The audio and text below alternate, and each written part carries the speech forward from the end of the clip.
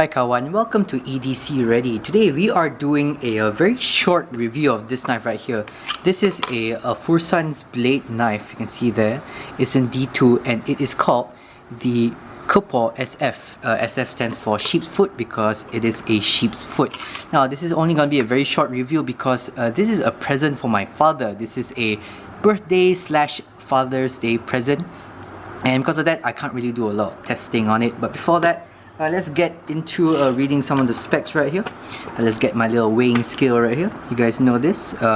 Reading at 0, so I'm gonna weight with the sheath. With the sheath, it's coming in at 119 grams, which I think is around 4.2 ounces. And the knife itself comes in at about, comes in at about 92, let's call it 91 grams. So that is, I don't know how much that is, maybe around 3.4 ounces or something like that. I don't know what's the conversion. I didn't Google it right before I started, but you guys can Google it. Let's get some key measurements right here. We have here in inches, a total blade length of, let's get this right, it's relatively short, small-ish kind of knife. 3.1 inches, let's get that. It's gonna come in at around 3.1 inches or so. We have a total sharpened blade edge of 2.8 inches. We have a handle length of 3.47 inches. We have a blade thickness of 0.13 inches. And then we also have a handle thickness that comes in at about 0.59 inches. And then in total, let's just get the height of the blade right here. Don't know if everyone wants to know, but at the widest point, it's coming in right around 1.13 inches. There we go. So a couple things I gotta mention. First of all, Fursan blades right here. This guy, all his knives are handmade. It's made by him and his friend / colleague, I believe. So like everything's grounded by him. The micarta is made by him.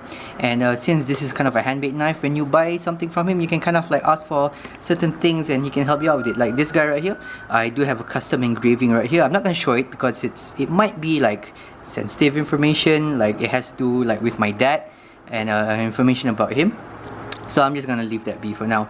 Now let's go through the details right now. The handle material right here is in D2.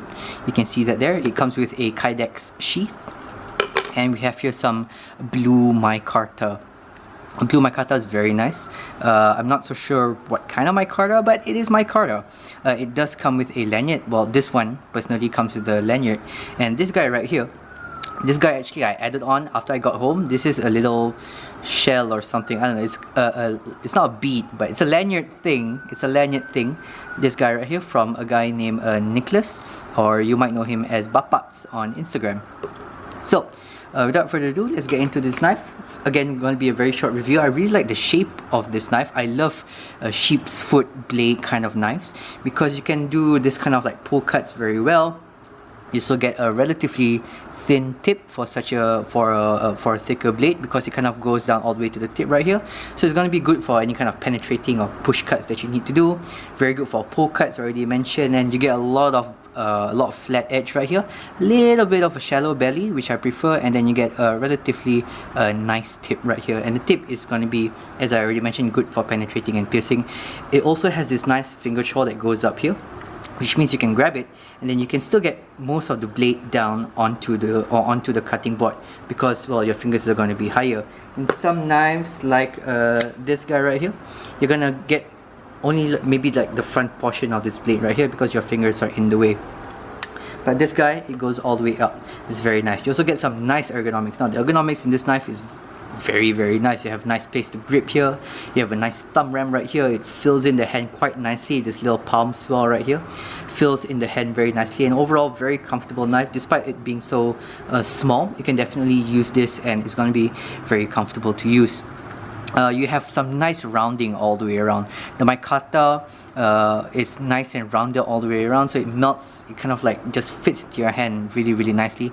Couple that with the fact that it is a full tang knife, and I love full tang knives. It gives this feeling of solidity that I really like, but it is sanded down or grounded down very nicely where you can't feel any difference Now you can definitely feel a difference between the Makata and the steel, but you don't feel any kind of jump up or step up. It just feels like it's one smooth finish, and that is the same all the way around. That's one of the things I really love about Fursan blades.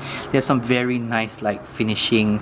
Their fit and finish is very, very, very nice, including these parts right here. These also feel very smooth.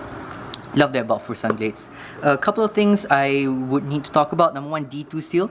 D2 steel is a tool steel, very good when it comes to edge retention and toughness, something you would need in a fixed blade, because if you are carrying a folder like this guy right here, you're not going to be using it very like hard use kind of situations. You're going to use it more for slicing, but with a fixed blade you don't have that weakness, which is the pivot. So because it has a pivot, it does introduce a weakness in the center of the knife. Fixed blade does not have that. You can pry with it. You might break the tip, but you can pry with it. You can beat on it. You can baton with it, stick it in and hit the tip here, hit the blade right here, because there's a very, very low chance it's going to fold. It's going to break before it's going to fold. So that's very nice. However, D2 steel is not the most stain resistant steel out there, so you do need to oil this guy every now and then. And especially need to clean it off if you have any sweat or any salt water in it. Coming from a hot country right now, if you're gonna sweat on it, you're gonna make sure you gotta clean off the blade. Maybe oil it I would personally do it every week if I was taking this guy out and using it. Another thing, you do not have a sharpening trowel right here. That would make sharpening a little bit tricky. It's something you can add yourself. You can take it to any good sharpener and then they can sharpen it for you, no problem. If you know how to sharpen it yourself, go ahead, but a sharpening trowel would make it a little bit easier to sharpen. And I've already mentioned this with one of the other knives from Fursan blades, the Siluang, but the edges of the blade right here, the top edge right here, the edge at the bottom here, and then this little triangle, not triangle, this little edge right here, this little point right here, they can kind of be a little sharp. So the top right here, you can see, I don't know if you can see it, but it's not rounded, so it does have a little bit of a sharp edge, and down here as well. Not so much of a big deal here, because unless you're doing any kind of rocking motion, then you're not really going to feel the sharp edges right here. Chances are, if you're doing any kind of cutting like this, you're going to have your finger up here. You're going to do any kind of these kind of cuts, any kind of pull kind of cuts. But that's something I kind of prefer. Now, the reason why you would want a sharp edge up here is for any kind of like fire starting with a fire steel or something. So a fire steel, you have it here. I do not have one on me right now, but just imagine that this pen is a fire steel. So you can use these sharp edges to and then you kind of create a spark like that. So that kind of makes sense, especially if you're using this guy as a camping knife. Personally, I don't have a fire steel. I would personally carry matches or whatever if I'm going camping, which I never do. So if you're the kind of person that likes to create fires, start a fire, this is going to be good for you. I would have personally preferred a rounded edge here, just so that it's a little bit more comfortable in hand.